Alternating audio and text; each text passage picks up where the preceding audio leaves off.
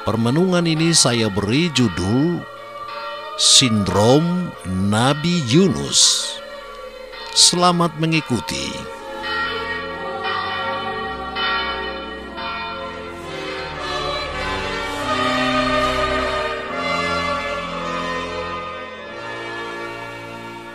Inilah sabda Tuhan yang dikutip dari kitab Nabi Yunus, bab 3, ayat 1 sampai dengan 5, dan ayat 10.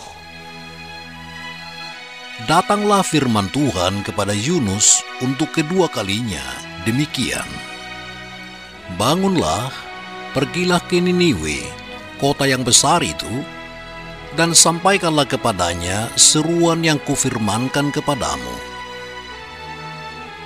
Bersiaplah Yunus, lalu pergi ke Niniwe sesuai dengan firman Allah. Niniwe adalah sebuah kota yang mengagumkan besarnya, 3 hari perjalanan luasnya. Mulailah Yunus masuk ke dalam kota itu sehari perjalanan jauhnya, lalu berseru, 40 hari lagi, maka Niniwe akan ditunggang balikan. Orang Niniwe percaya kepada Allah, lalu mereka mengumumkan puasa, dan mereka, baik orang dewasa maupun anak-anak, mengenakan kain kabung. Ketika Allah melihat perbuatan mereka itu, yakni bagaimana mereka berbalik dari tingkah lakunya yang jahat, maka menyesallah Allah karena malapetaka yang telah dirancangkannya terhadap mereka. Dan dia pun tidak jadi melakukannya. Demikianlah sabda Tuhan.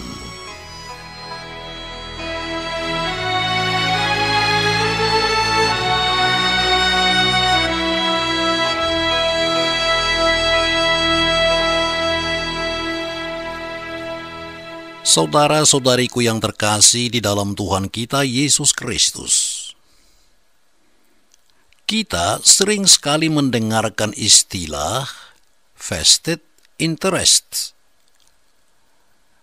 Jika dicoba diterjemahkan dalam bahasa sehari-hari, ungkapan ini berarti kepentingan pribadi yang tersembunyi dan diperjuangkan mati-matian supaya terwujud.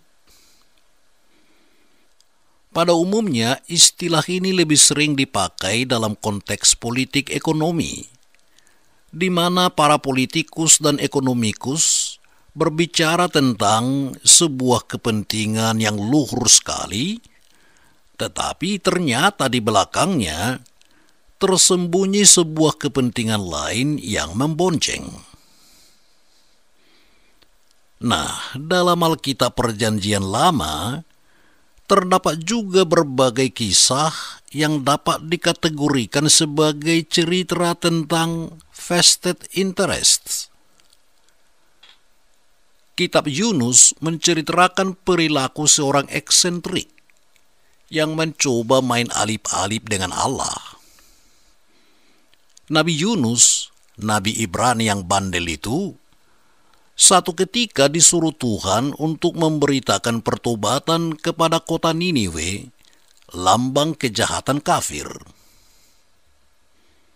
Tetapi Nabi itu membandel dan tidak mau pergi ke kota Niniwe, karena dia khawatir bahwa penduduk kota Niniwe akan bertobat, dan karena itu Tuhan tidak jadi menghukum mereka.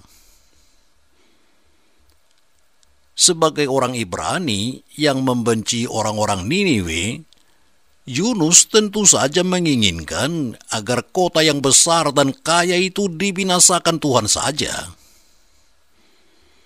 Itulah sebabnya dia merasa heran sekaligus kecewa kepada Tuhan karena menyuruh dia untuk menobatkan orang-orang kafir itu.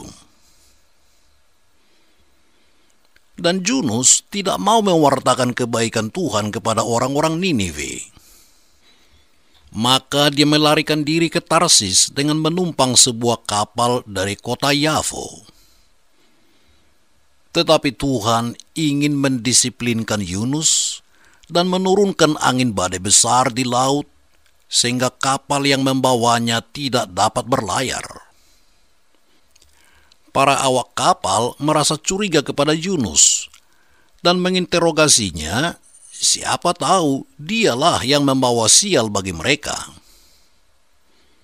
Yunus mengaku bahwa dia sedang memboikot Tuhan dan minta agar dia dibuang saja ke laut. Lalu Tuhan menyuruh seekor ikan besar menelan Yunus. Dan Yunus berada di dalam perut ikan itu selama 3 hari 3 malam. Di dalam perut ikan yang gelap itulah, Yunus mengadakan retret pertobatannya, dan setelah dia menyesal atas dosa-dosanya, dia lalu dimuntahkan ikan itu ke pinggir pantai. Dan Yunus siap pergi mewartakan pertobatan kepada orang-orang Niniwe. Penduduk kota Niniwe, termasuk raja, bertobat dan akhirnya menjadi selamat, terluput dari murka Tuhan. Namun Yunus menjadi kesal hati dan marah-marah lagi kepada Tuhan karena melihat keselamatan orang-orang kafir yang sebenarnya menjadi musuh besar bangsa Israel. Namun Tuhan kembali menegur dan menasehatinya supaya dia pun berbelas kasih sama seperti Tuhan berbelas kasih kepada penduduk Niniwe yang kafir itu, tetapi mau bertobat. Saudara-saudari yang dikasihi Tuhan, inilah sindrom Yunus. Rasa takut, rasa cemburu melihat keselamatan orang lain. Hanya ada satu kepentingannya, yakni keselamatan bangsanya Israel. Sebagai seorang suruhan atau nabi, kepentingan Allah seharusnya menjadi nomor 1 dan harus menomorduakan kepentingan pribadi ataupun kepentingan bangsanya Israel. Memang selalu dikatakan bahwa Israel adalah bangsa terpilih. Namun dari kisah Yunus terungkap bahwa keterpilihan bangsa Israel itu tidak menjadikan Allah itu eksklusif mencintai orang-orang Israel.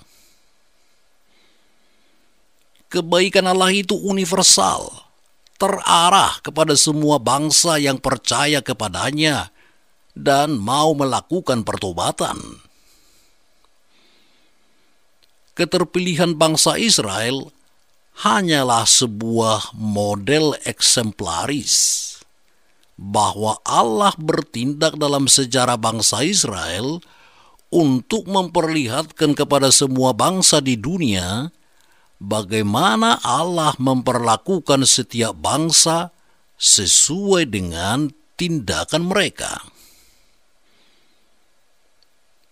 Namun bangsa Israel salah paham atas keterpilihan mereka dan menjadikan Allah dan kasih-Nya seakan-akan milik mereka yang eksklusif, dan bangsa-bangsa lain seakan tidak berhak mendapatkan perhatian dan kasih Tuhan.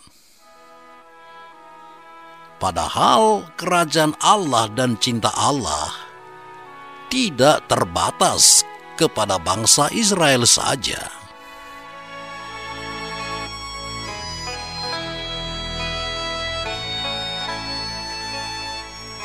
Saudara-saudari yang terkasih di dalam Kristus, ada seorang Rusia yang masih muda dan dia sangat menentang perang. Mengapa? Dia begitu terkesan dengan buku dari Leo Tolstoy yang berjudul War and Peace.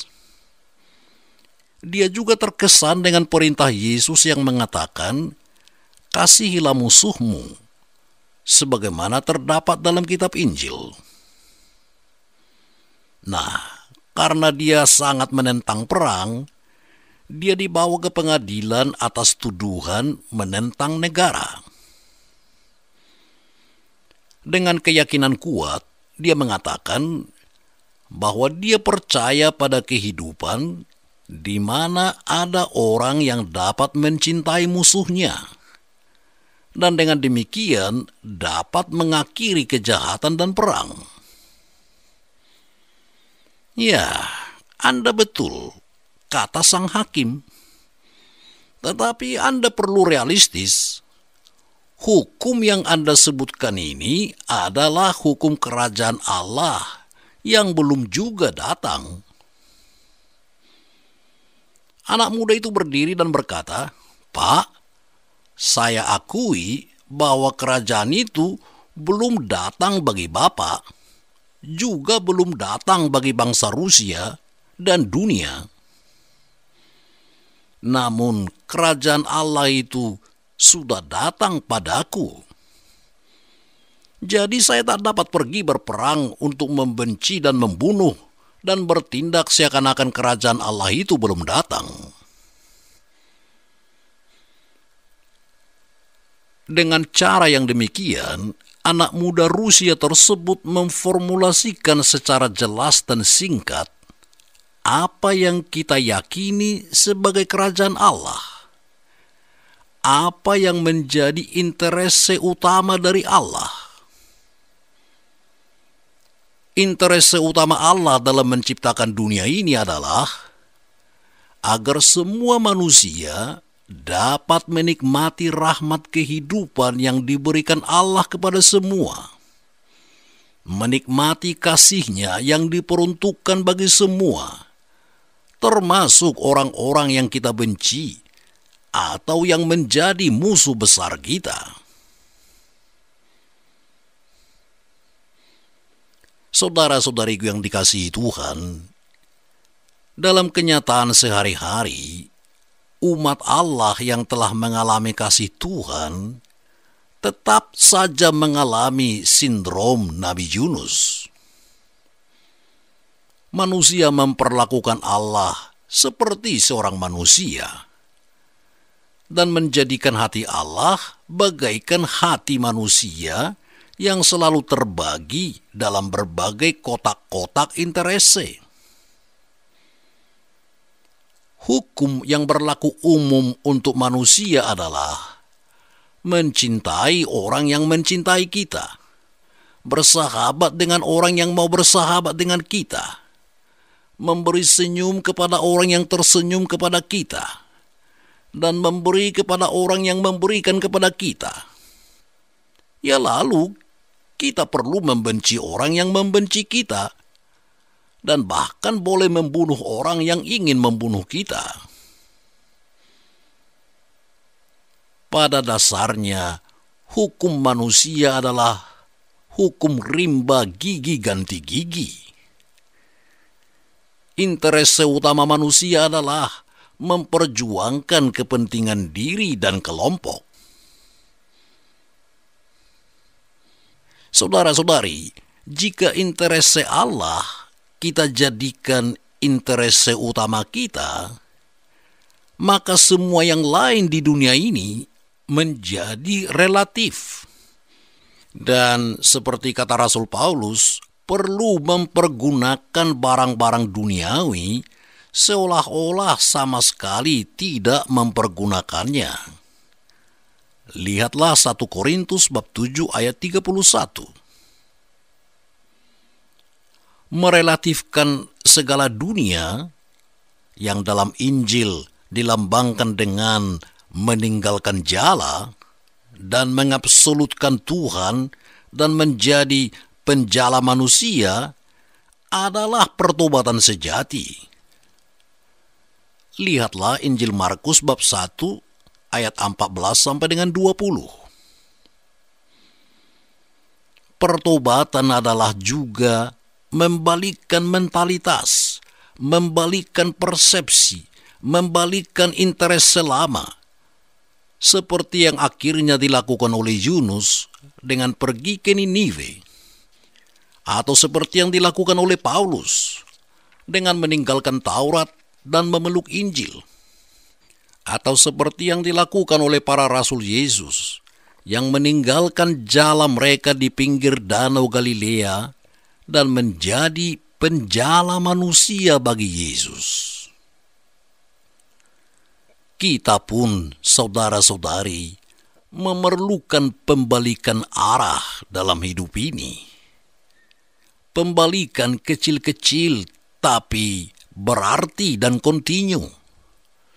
Lalu kita akan merasakan betapa indahnya hidup yang senantiasa diwarnai oleh perubahan dan pembalikan arah setiap hari.